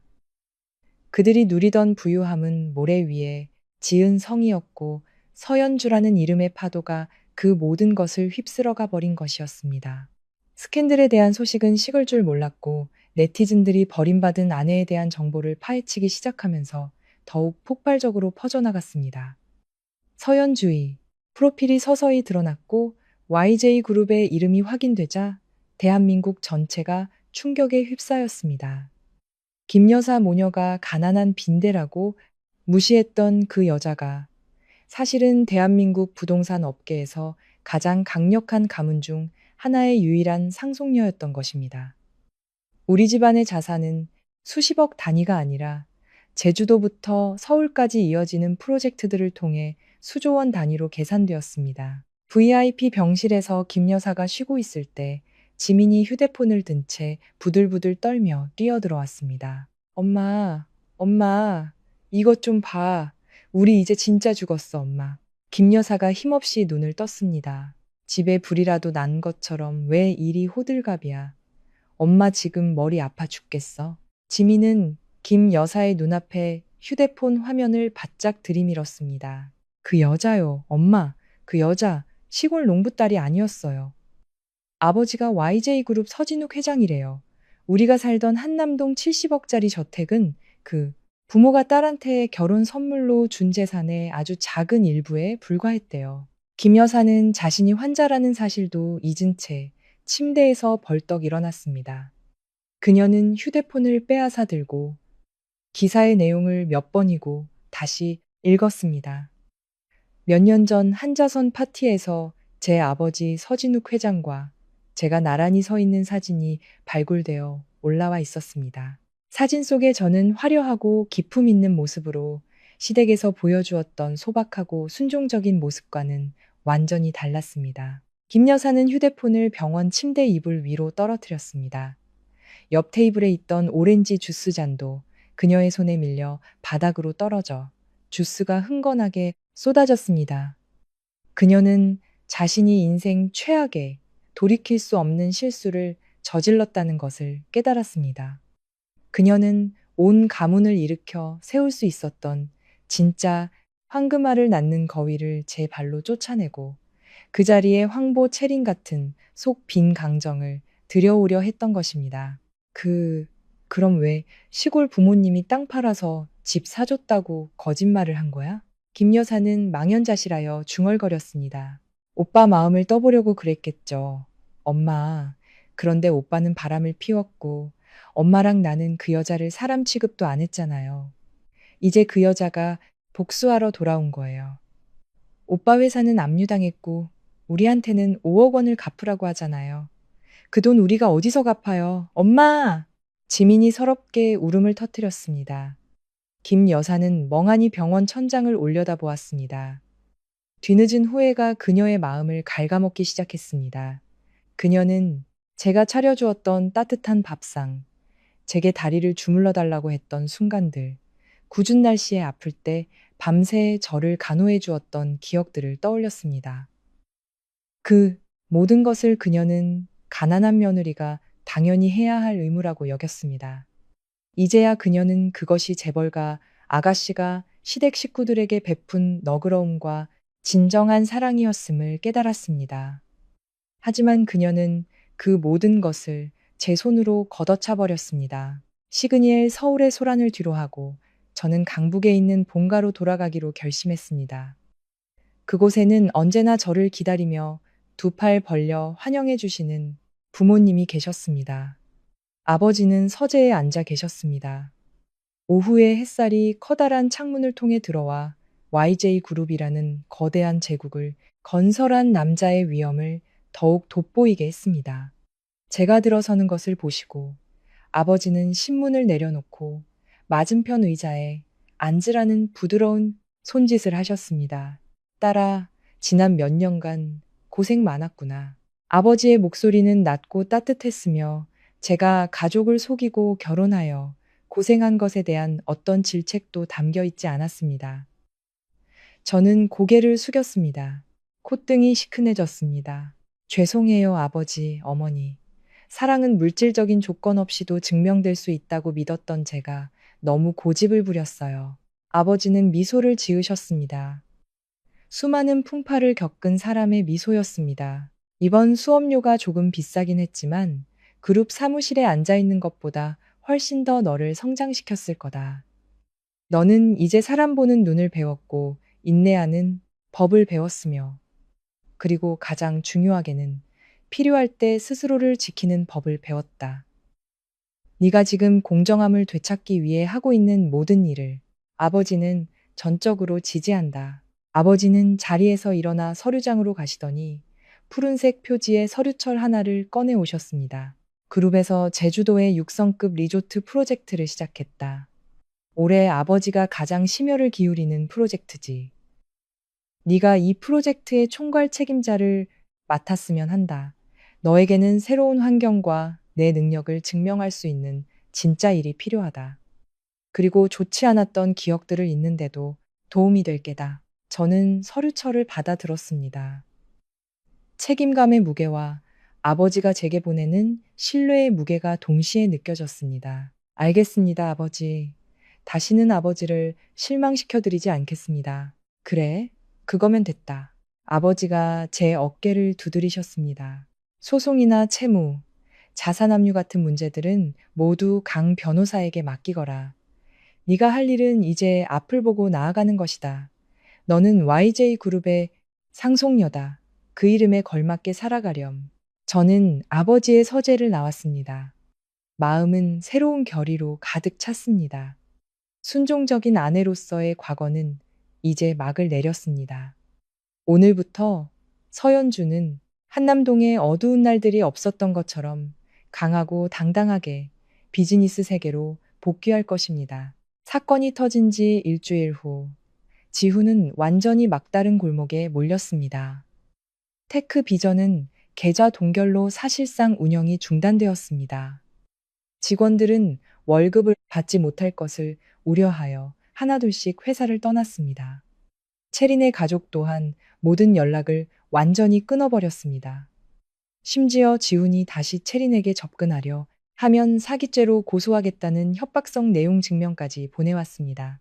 그날 저녁 서울에는 다시 장대비가 쏟아졌습니다. 저는 시그니엘 레지던스에서 제주도 프로젝트 관련 건축가들과의 늦은 회의를 막 마친 참이었습니다. 부모님이 계신 본가로 돌아가기 위해 로비로 내려왔을 때 저는 건물 입구 처마 밑에 서 있는 익숙한 인형을 보고 걸음을 멈췄습니다. 지훈이었습니다. 그는 더 이상 예전의 번지르르한 모습이 아니었습니다. 셔츠는 구겨지고 머리는 헝클어졌으며 비싼 가죽 구두는 흙탕물로 얼룩져 있었습니다. 저를 발견한 그는 달려오려 했지만 건물 보안 요원 2명에게 제지당했습니다. 연주야, 제발 잠깐만 얘기 좀 하자. 지훈이 빗소리 속에서 소리쳤습니다. 저는 보안 요원들에게 물러나라는 신호를 보내고 여유롭게 검은 우산을 펼쳐들고 그의 앞으로 다가갔습니다. 우리 사이의 거리는 그리 멀지 않았지만 마치 완전히 다른 두 세계처럼 느껴졌습니다. 지우는 갑자기 빗물이 흥건한 길바닥에 무릎을 꿇었습니다. 빗방울이 그의 얼굴을 때리는 것도 아랑곳하지 않았습니다. 연주야, 내가 정말 쓰레기였어. 명예욕과 유혹에 눈이 멀었었어. 하지만 제발 5년간의 부부의 정을 생각해서 소송 좀 취하해주면 안 될까? 회사 압류만이라도 풀어줘. 회사가 살아야 나도 살 수 있어. 그건 내 전 재산이고 내 모든 열정이란 말이야. 회사가 망하면 나는 정말 빈털터리가 돼. 저는 제 발치에 무릎 꿇고 있는 남자를 내려다보았습니다. 통쾌함은 전혀 느껴지지 않았습니다. 깊은 혐오감만이 밀려왔습니다. 이 순간까지도 그는 자신이 제게 준 상처에 대한 진심 어린 사과 한마디 없이 오직 자신의 회사와 돈주머니 걱정뿐이었습니다. 부부의 정이라. 저는 그의 말을 비꼬는 투로 되풀이했습니다. 그날 당신이 내게 던져준 5천만 원. 나는 아직 10원 한 장 쓰지 않았어요. 압류를 풀어달라고? 좋아요. 내 지분 가치 35억 원. 그리고 당신 어머니와 여동생의 빚 5억 원. 합해서 40억 원을 갚으세요. 돈이 입금되는 즉시 서류에 사인해 줄게요. 지훈이 고개를 들었습니다. 그의 눈은 핏발이 서 있었습니다. 내가 지금 40억 원을 어디서 구해? 연주야. 저택은 내 이름으로 되어 있고 차는 은행에 담보로 잡혀 있어. 현금은 다 압류당했고 너 정말 나를 죽일 셈이야? 저는 우산을 든 채 냉정하게 몸을 돌려 저를 기다리고 있던 롤스로이스를 향해 걸어갔습니다. 막다른 길은 당신이 스스로 선택한 거지 내가 민 게 아니에요. 지난 5년간의 이자를 계산하지 않은 것만으로도 행운인 줄 아세요. 다시는 나를 찾아와 애원하지 마세요. 소용없을 테니까. 차는 부드럽게 출발했습니다. 서울의 차가운 빗속에서 홀로 무릎 꿇고 있는 지훈을 남겨둔 채 저는 눈을 감았습니다. 이 남자가 제 인생에 나타나는 것은 이것이 마지막이라고 스스로에게 다짐했습니다. 곧 있을 재판이 돈과 감정, 모든 빚을 청산하는 마지막 마침표가 될 것이었습니다. 빗속에 만남이 있은 지 3주 후, 저와 박지훈 가족 간의 민사 분쟁 및 재산 반환 소송 재판이 서울중앙지방법원에서 공식적으로 열렸습니다. 그날 아침, 하늘은 한 점의 구름도 없이 맑고 푸르렀습니다. 마치 명확하고 단호한 제 마음 상태 같았습니다. 저는 어두운 색이지만 세련되게 재단된 정장 차림으로 법정에 들어섰습니다. 제 곁에는 민준 변호사와 YJ그룹의 법무팀이 함께했습니다. 반대편에 앉은 지훈의 가족은 초라하기 짝이 없었습니다. 김 여사는 방청석에 몸을 웅크리고 앉아 불안한 표정을 감추지 못했습니다. 예전에 고급 스파를 드나들던 귀부인의 모습은 온데간데 없었습니다. 지민은 어머니 옆에서 퉁퉁 부은 눈으로 아는 사람이라도 마주칠까봐 연신주의를 두리번거렸습니다. 지훈은 피고인석에 앉아 있었습니다.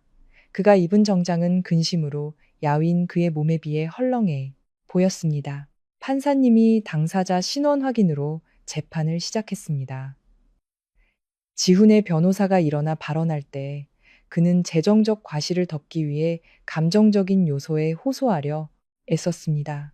존경하는 재판장님. 제 의뢰인과 원고는 지난 5년간 법적인 부부였습니다. 그 기간 동안 원고는 자발적으로 가정을 돌보고 남편의 사업을 지원하기 위해 재정적으로 기여했습니다. 피고인의 모친과 여동생에게 송금된 금액들은 실질적으로 가족 간의 생활비 지원 및 효도에 의미를 담은 증여였으며 공식적인 차용증은 존재하지 않습니다. 따라서 이를 반환하라고 요구하는 것은 법적 근거가 없습니다. 그 말을 듣고 아래에 앉아있던 김 여사는 고개를 맹렬히 끄덕였습니다. 지우는 제가 마음이 약해지기를 바라는 눈빛으로 저를 쳐다보았지만 저는 가볍게 미소 지으며 민준에게 신호를 보냈습니다. 민준은 여유롭게 일어나 서류 가방을 열고 두꺼운 서류철을 재판부에 제출했습니다. 존경하는 재판장님, 저희는 피고 측의 주장을 반박할 명백한 증거를 모두 가지고 있습니다. 첫째, 테크비전에 대한 5억 원의 투자금에 관한 것입니다. 이것은 2021년 당시의 계좌 이체 확인서입니다. 송금 내역에 명확히 사업 투자금이라고 기재되어 있습니다. 이는 증여가 아닌 투자, 관계를 확립하는 것입니다. 현재 가치로 평가할 때 이 지분은 35억 원에 해당합니다. 민주는 잠시 말을 멈추고 USB 하나를 꺼내 들었습니다. 둘째, 김미숙 씨와 박지민 씨가 수령한 5억 원에 대해서는 저희가 법원 집행관을 통해 증거 보전 절차를 마친 통화 녹음 파일과 카카오톡, 메시지 캡처본을 제출합니다. 이 대화에서 김미숙 씨는 직접 아들아, 시골 제사집 수리하게 돈 좀 빌려다오. 나중에 지훈이가 돈 벌면 갚으라고 할게라고 말했습니다. 박지민 씨는 더욱 명확하게 언니 가게 10개 5천만 원만 빌려주세요. 2년 안에 꼭 다 갚을게요 라고 메시지를 보냈습니다. 이것은 민사상 대여 관계를 확립하는 명백한 증거입니다. 법정의 스피커를 통해 2년 전 김 여사의 간드러진 목소리와 지민의 애원하는 목소리가 울려 퍼졌습니다. 법정은 술렁거렸습니다. 김 여사는 고개를 푹 숙였고 떨리는 손으로 옷자락을 움켜쥐었습니다. 지민은 창피함에 흐느끼기 시작했습니다. 지훈이 쉰 목소리로 마지막 발악을 했습니다. 연주야, 어떻게 이럴 수가 있어? 우리 엄마고 내 동생이잖아. 돈이 그렇게 가족의 정보다 중요해? 저는 그의 눈을 똑바로 쳐다보며 크고 분명한 목소리로 말했습니다. 박지훈 씨, 당신 말이 맞아요. 돈은 가족의 정보다 중요하지 않죠. 하지만 당신이 나를 5천만 원의 집에서 내쫓고 빌부터 사는 여자라고 불렀을 때 당신이 직접 그 정을 끊어버린 거예요. 법은 공정함을 지키기 위해 존재하고 오늘 저는 그 공정함을 되찾기 위해 이 자리에 서 있는 겁니다. 지훈의 변호사는 우리가 오래전부터 준비해온 너무나 상세하고 치밀한 증거들 앞에서 완전히 할 말을 잃었습니다. 빚을 생활비로 둔갑시키려는 모든 노력은 물거품이 되었습니다. 2시간의 변론과 합의 끝에 판사님이 재판부를 대표하여 판결을 선고하기 위해 일어섰습니다. 법정은 쥐죽은 듯 조용했고 천장의 선풍기가 돌아가는 소리만이 들려왔습니다. 제출된 증거자료와 당사자들의 진술에 근거하여 서울중앙지방법원은 다음과 같이 판결한다. 첫째, 한남동 소재 저택은 원고 서연주의 혼인 전 특유재산으로 개인 신탁 자금으로 매입되었음이 인정된다. 해당 주택에서 불법으로 거주 중인 인원들에게 퇴거를 명하는 원고의 요구는 전적으로 합법적이다. 둘째, 원고가 피고 박지훈에게 송금한 5억 원은 사업 투자금임을 확인한다. 원고는 현재 가치에 따라 투자금을 회수할 권리가 있으며 피고 박지훈은 원고에게 원금 및 투자 수익금을 포함한 35억 원을 지급할 의무가 있다. 셋째, 피고 김미숙과 박지민이 원고로부터 수령한 금액은 증거 보전된 메시지 및 녹취록에 근거하여 민사상 채무로 확정한다.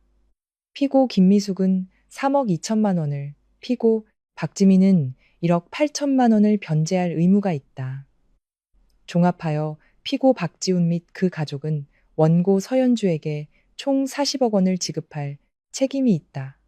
판결 이행 기한은 본 판결이 법적 효력을 발휘한 날로부터 30일로 한다. 김 여사는 마지막 문장을 듣고 그 자리에서 기절했습니다. 의료진이 급히 달려와 그녀를 부축해야 했습니다. 지민은 멍하니 앉아 40억, 어디서 40억을 구해서 갚아 라고 중얼거렸습니다. 지훈은 돌처럼 굳어서 있었습니다. 그는 절망과 공포가 가득한 눈으로 저를 바라보았습니다. 40억 원이라는 숫자는 치명타였습니다. 그가 가진 차와 명품을 모두 팔고 압류된 회사 계좌를 탈탈 털어도 한 달 안에 그 거액을 마련하는 것은 불가능했습니다. 저는 자리에서 일어나 재판부에 고개 숙여 인사하고 법정을 나섰습니다. 민준이 옆에서 조용히 말했습니다. 축하해. 정의는 실현됐어. 이제 저들이 판결을 이행하는 것만 기다리면 돼. 저들은 그 돈을 마련하지 못할 거야. 제가 태연하게 말했습니다. 그리고 바로 그때가 저들이 배신의 대가가 무엇인지 뼈저리게 느끼게 될 순간이겠지. 법원 정문을 나서자 햇살이 눈부시게 쏟아져 눈을 찡그렸습니다. 저는 깊게 숨을 들이쉬었습니다. 가슴이 그 어느 때보다 가벼워진 것을 느꼈습니다. 5년간의 빚은 모두 청산되었습니다.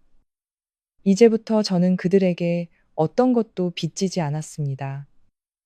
마지막 남은 한 톨의 동정심조차도 30일의 기한은 빠르게 지나갔고 지훈의 가족은 법원의 판결대로 40억 원을 마련하지 못했습니다.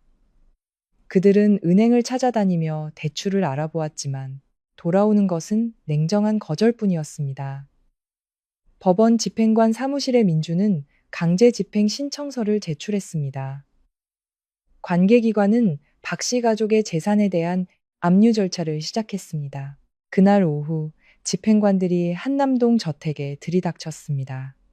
지훈이 성공의 상징처럼 여겼던 벤츠 GLC 300은 압류 스티커가 붙은 채 견인되었습니다. 그의 롤렉스 시계 컬렉션, 지민의 명품 핸드백, 그리고 김 여사가 최근에 새로 사들인 값비싼 가구들까지 모두 빚을 갚기 위한 경매 목록에 올랐습니다.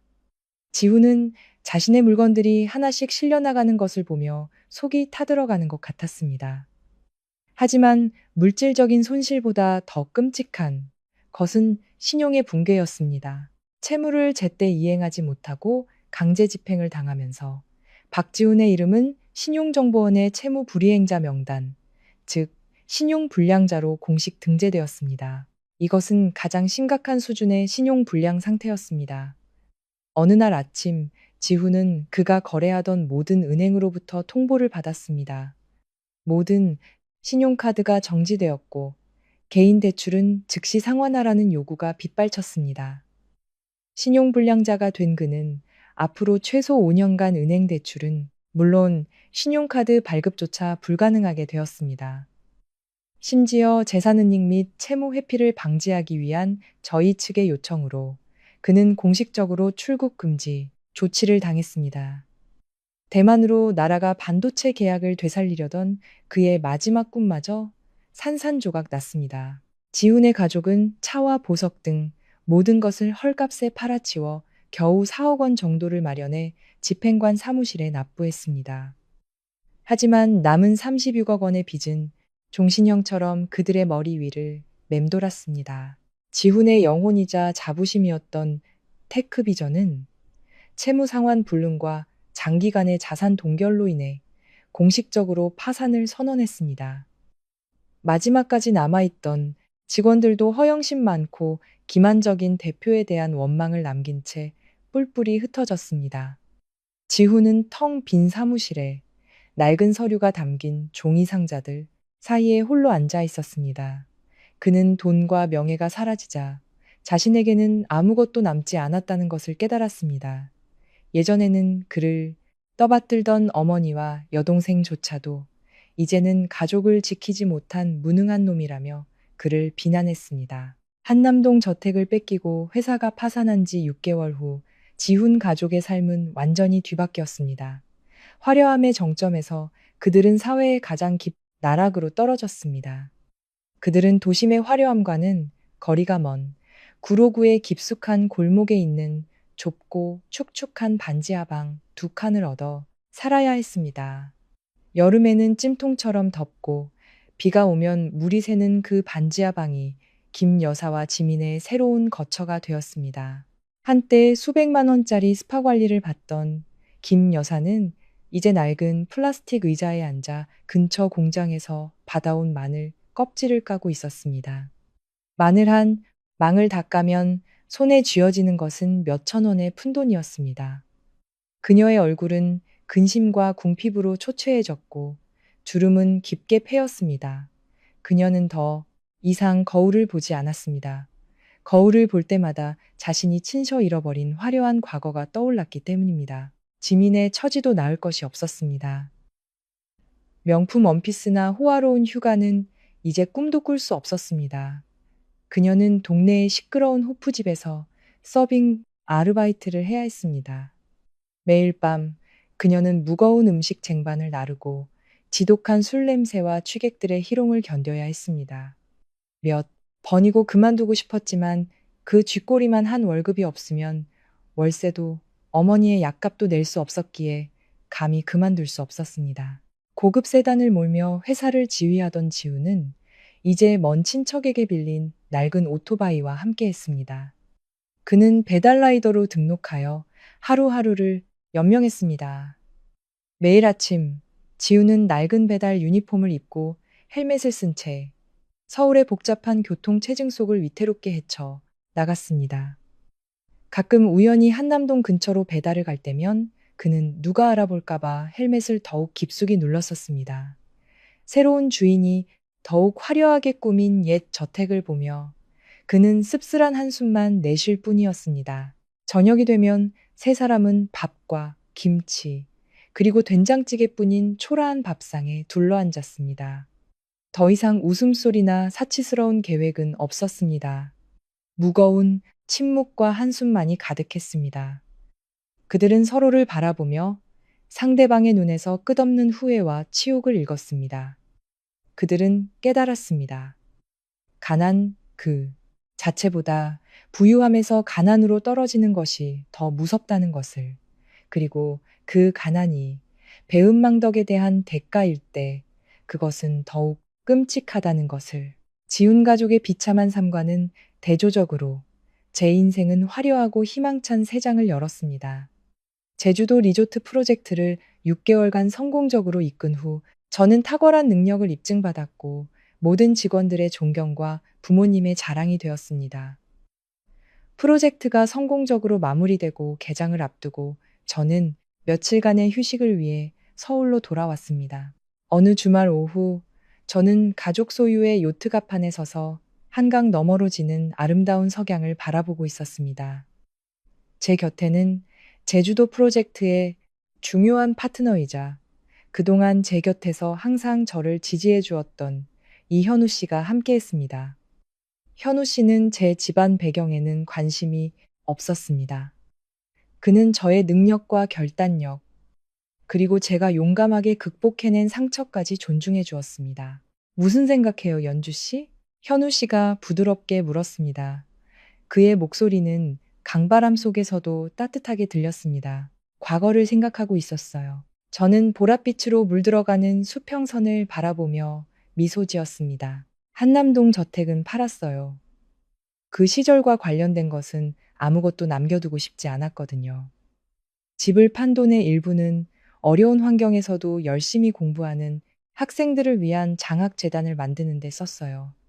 그 돈이 좀 더 의미 있는 곳에 쓰였으면 해서요.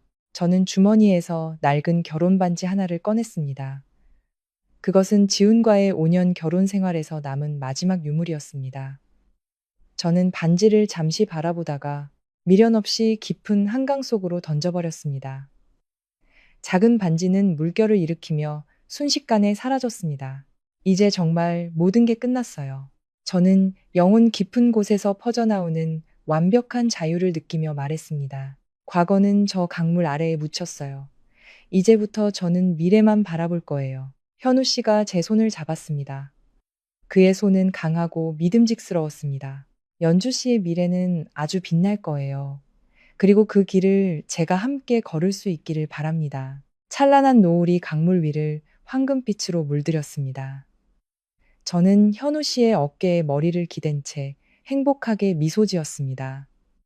저는 폭풍을 겪고 나서야 평온함의 가치를 알게 되었습니다. 배신을 겪고 나서야 진심의 소중함을 알게 되었습니다. 인생은 언제나 공평합니다. 우리가 양심에 따라 올바르게 살아가고 끊임없이 노력한다면 내일은 분명 눈부시게 맑은 날이 될 것입니다. 서연주의 이야기는 피비린내 나는 복수가 아닌 무너진 믿음의 잿더미 속에서 강인하게 피어난 재탄생으로 막을 내립니다. 그리고 그것이야말로 한 명의 당당한 여성이 맞이할 수 있는 가장 완벽한 해피엔딩이었습니다.